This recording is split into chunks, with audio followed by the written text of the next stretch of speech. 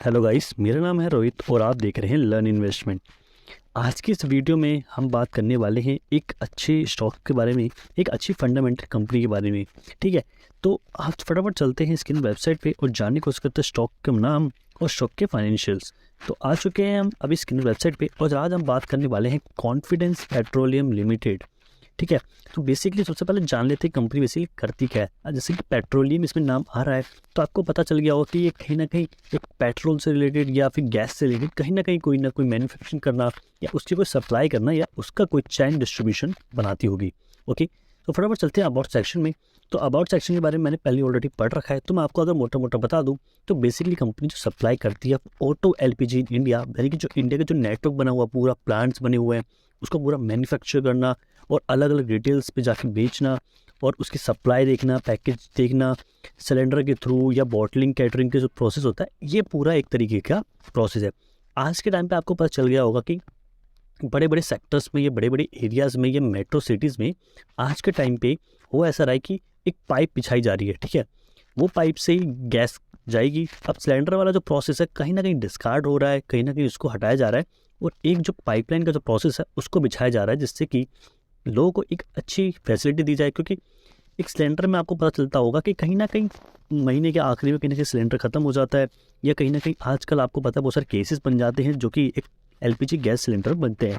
उसको कहीं ना कहीं ओवरकम करने के लिए एक गैस का प्रोसेस बिछाया जा रहा है, जिससे कि ऑटोमेटिक आप पे बिल आता रहेगा और आपको जिस महीने यूज़ नहीं करना है, जिस दिन यूज़ नहीं करना है, उसको बंद कर सकते हैं। तो ऐसा प्रोसेस है, बिल्कुल ऑटोमेशन और बहुत ही बेहतरीन प्रोसेस ही देखने को मिलता है। तो ये बात होगी कंपनी के बारे में। अब हम बात कर लेते हैं मार्केट कैप की।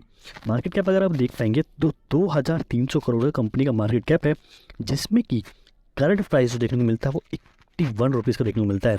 बुक वैल्यू 25 रुपीज़ की है, यानी कि अपने 1/3 पे ही अभी आस पास ये ट्रेड करता हुआ आपको देखने को मिल जाएगा।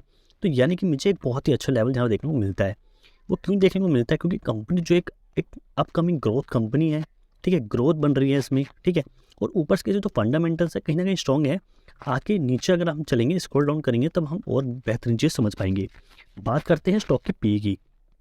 स्टॉक का जो पी है वो 30 रुपीज़ का है, यानी कि कहीं ना कहीं थोड़ा सा लेवल देखने को मिलता है कि एक अच्छे लेवल पे हम इसको बाय कर रहे हैं, अच्छे लेवल पे हम यहाँ पर प्रॉफिट बना सकते हैं।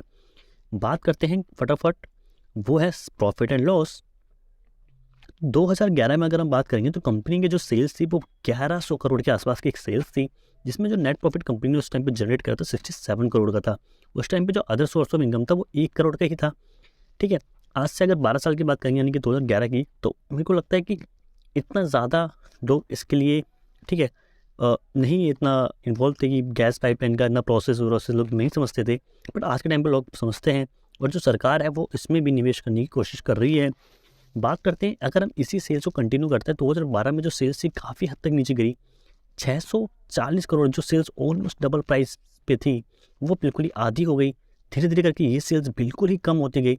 कंपनी ने फिर अपने फंडामेंटल्स, अपने फाइनेंशियल को चेंज करने के लिए बहुत ही अच्छे यहाँ पर स्टेप्स उठाए, जिससे कि आप देख सकते हैं 2011 के बाद, यानी कि 2015 के बाद, सॉरी 2016 से अगर आप देखेंगे बहुत ही अच्छा कंपनी यहाँ पर सेल्स दिखाया। ठीक है, और ये सेल्स मुझे बहुत अच्छी लगती है। अगर मैं अपने व्यू से भी समझूं, अगर आप देखें 2022 में मार्च के हिसाब से अगर देखें तो 1400 करोड़ की यहाँ पे सेल्स थी। ठीक है, अगर इतनी अच्छी सेल्स अगर आपको देखने को मिलती है तो ऑब्वियस से बात है कंपनी के अंदर कुछ ना कुछ ग्रोथ बन रही है। ठीक है, कंपनी के जो जो फाइनेंशियल्स जो लोग संभाल रहे हैं वो इसको अच्छे से समझ पा रहे हैं। कंपनी की बात करेंगे, अगर हम नेट प्रॉफिट की, कंपनी ने इस टाइम जो नेट प्रॉफिट बनाया है 2022 का मार्च का, वो 90 करोड़ का है, यानी कि all time high net profit बनाया है। यानी कि नेट प्रॉफिट बहुत ही अच्छी तरह से यहाँ पे जनरेट होता हुआ हमें देखने को मिलता है। बुक्स में हमें नेट प्रॉफिट देखने को मिलता है, तो ऑब्वियस सी बात है जो प्रॉफिट बुक्स में है वो कहीं ना कहीं स्टॉक प्राइस में भी रिफ्लेक्ट करता ही करता है। अगर आप देखेंगे कभी भी कंपनी ने इतना अच्छा नेट प्रॉफिट जनरेट नहीं करा है, अगर मैं आपको देख के बताऊँ तो आप देखेंगे कि कहीं पर भी आप देखेंगे, कहीं पे भी कंपनी ने कुछ 90 करोड़ के आसपास कभी कोई टच नहीं किया। मुझे लगता है आने वाले साल में ये 90 नहीं, ये 100 करोड़ पूरा पार करेगी और एक बहुत ही अच्छा प्रॉफिट यहाँ देखने को मिलता है। ठीक है, यहाँ पे डबल डबल प्राइस आप एक हिसाब से कह सकते हो जाएंगे। अगर आप 50 करोड़ के आसपास आप देखेंगे पिछले साल का जो नेट प्रॉफिट था, आज वो नेट प्रॉफिट ऑलमोस्ट 90 करोड़ का, यानी कि 100 करोड़ का मान के चल सकते हैं पूरा नेट प्रॉफिट देखने को मिलता आता है। बात कर लेते हैं बैलेंस शीट की। तो बैलेंस शीट में अगर आप बात करेंगे तो रिजर्व कंपनी के पास जो है क्वार्टर एंड क्वार्टर कंपनी ने अपने पास बढ़ाया। सितंबर 2022 में देखिए 704 करोड़ का कंपनी के पास बैंक में पैसा पड़ा हुआ है, यानी कि उनके हाथ में पैसा पड़ा हुआ है। और कंपनी कर्जे की बात करेंगे तो कंपनी का कर्जा बिल्कुल नेग्लिजिबल मैं मान के चलूँगा 190 करोड़, क्योंकि 190 करोड़ जो कंपनी के पास कर्जा है और जो रिजर्व है वो बहुत ही ज़्यादा है, रिजर्व बहुत ज़्यादा है एज़ कम्पेयर टू उसका जो कर्जा है। ठीक है, कर्जा कंपनी कभी भी पूरा कर सकती है अपने रिजर्व को निकाल के। बात करते हैं एसेट्स की, तो कंपनी ने अपने जो एसेट्स हैं उनको यहाँ पे बढ़ाया है, यानी यहाँ पे जो इन्वेस्टमेंट यानी जो एसेट्स हैं वो बढ़ते हुए दिख रहे हैं। तो मुझे बहुत अच्छा प्रॉफिट यहाँ देखने को मिल सकता है, क्योंकि कंपनी अगर अपनी एसेट्स में ही अपने कंपनी में कहीं ना कहीं निवेश कर रही है, कहीं ना कहीं उसको एक डेवलप कर रही है, कहीं ना कहीं उसको ग्रोथ कर रही है, तो वो सारी चीज़ जो है आपको स्टॉक प्राइस में देखने को मिल जाती है। बात करते हैं इन्वेस्टमेंट की, तो कंपनी ने इस क्वार्टर में 30 करोड़ तक के आसपास की आज के टाइम पे इन्वेस्टमेंट कर रखी है। धीरे धीरे हमें लगता है कि आने वाले टाइम पे ये इन्वेस्टमेंट और ज़्यादा ग्रो करेगी और ओवरऑल कंपनी को एक पोटेंशियल क्रिएट करके देगी। बात कर लेते हैं शेयर होल्डिंग पैटर्न की। तो अभी हम आ चुके हैं, ये है शेयर होल्डिंग पैटर्न, जो कि एक जब भी हम फाइनेंशियल्स देखते हैं ये बहुत ही इंपॉर्टेंट फैक्टर देखने को मिल जाता है। ठीक है, सितंबर 2022 में अगर आप बात करोगे तो कंपनी के पास जो प्रमोटर्स हैं उनके 60% की हिस्सेदारी मुझे बहुत अच्छी देखने को मिलती है। ठीक है, क्योंकि आप देखेंगे 2019 दिसंबर से ही कंपनी के जो प्रमोटर्स की होल्डिंग है उन्होंने धीरे धीरे एक्यूमुलेट करने की कोशिश करी है, यानी कि अपने ही स्टॉक्स को बाय किया है और उनको कहीं ना कहीं होल्ड किया है, क्योंकि उनको पता है कि ये जो है ये ग्रो कर रहे हैं। ठीक है, ये कहीं ना कहीं बड़े बड़े इन्वेस्टर्स को यहाँ पे लेके नहीं आ रहे हैं, क्योंकि वो नहीं चाहते कि वो इनके स्टॉक्स को मैनिपुलेट करें कैसे भी करके, इसीलिए ज़्यादा से ज़्यादा हिस्सेदारी जो है प्रमोटर्स देखने को मिल जाती है। अगर हम बात करें जो फॉरेन इन्वेस्टर्स हैं उनकी हिस्सेदारी भी यहाँ पे अच्छी देखने को मिल जाती है, ऑलमोस्ट 3.3%, यानी कि पिछले साल से जून के क्वार्टर से 1% की हिस्सेदारी जरूर नीचे गिरी है, पर प्रमोटर ने यहाँ पे बहुत ही अच्छे से उसको एब्जॉर्व किया और यहाँ पे हिस्सेदारी बढ़ाई। पब्लिक इन्वेस्टर्स जो है 36% की होल्डिंग्स हैं, ये बहुत अच्छी हिस्सेदारी मेरे को देखने को मिल जाती है।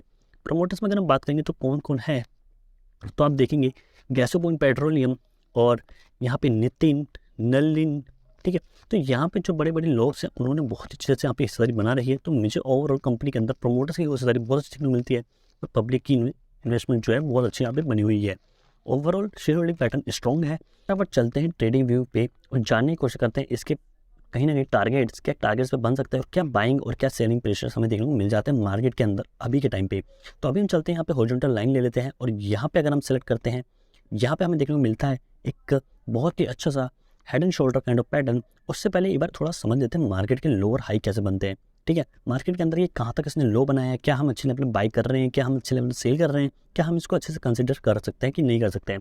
यहाँ पर अगर आप देखेंगे तो मार्केट में कहीं ना कहीं 12 रुपये 70 पैसे का एक लो बना था, उसके बाद मार्केट ने बहुत ही अच्छा यहाँ पे बहुत अच्छी तरह से यहाँ पर रिलीज देखने को मिली है और बहुत अच्छे अच्छे टारगेट देखने को मिले हैं। वो इसीलिए हो पाए क्योंकि कंपनी के अंदर हमें कहीं ना कहीं पोटेंशियल देखने को मिलता है अपसाइड की तरफ और बहुत अच्छे टारगेट हमें आने वाले टाइम पे भी देखने को मिल सकते हैं।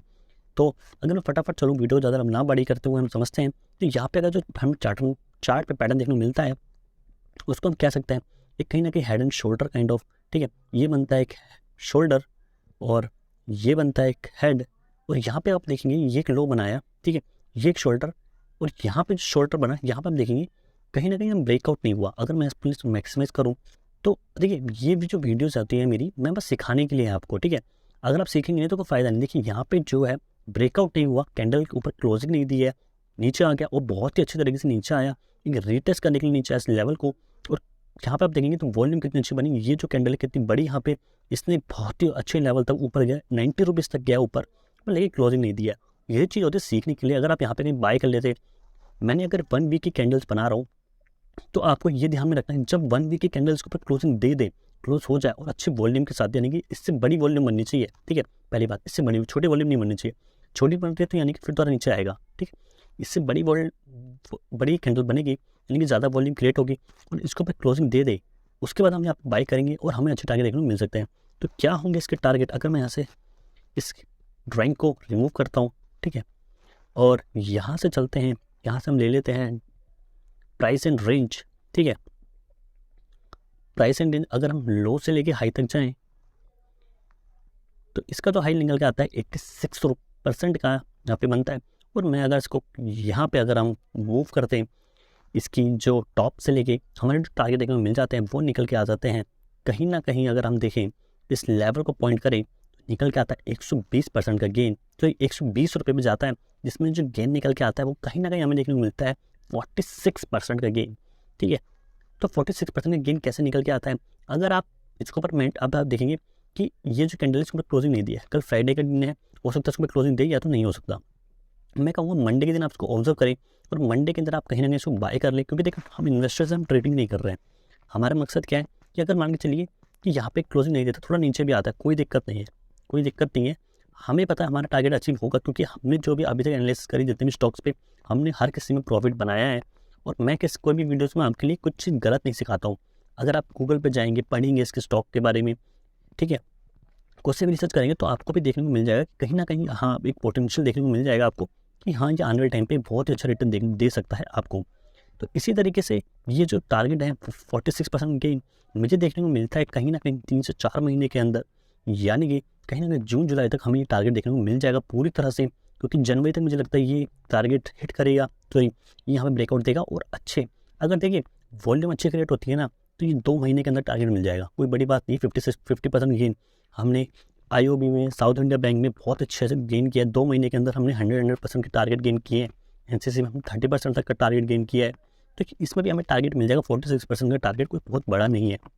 जब आप अपनी पूरी मेहनत से, पूरी एफर्ट से किसी स्टॉक को पिक करते हैं, तो उसके अंदर आपको कोई स्टॉप लॉस लगाने की जरूरत भी नहीं पड़ती है कि कब निकलना है, निकलने की कोई ज़रूरत नहीं है। मैंने बहुत अच्छे से इसको रिसर्च किया है, बहुत से समझा है, तो मुझे लगता है कि आने वाले टाइम पे ये आपको 46% का टारगेट बिल्कुल नहीं देगा। और यही है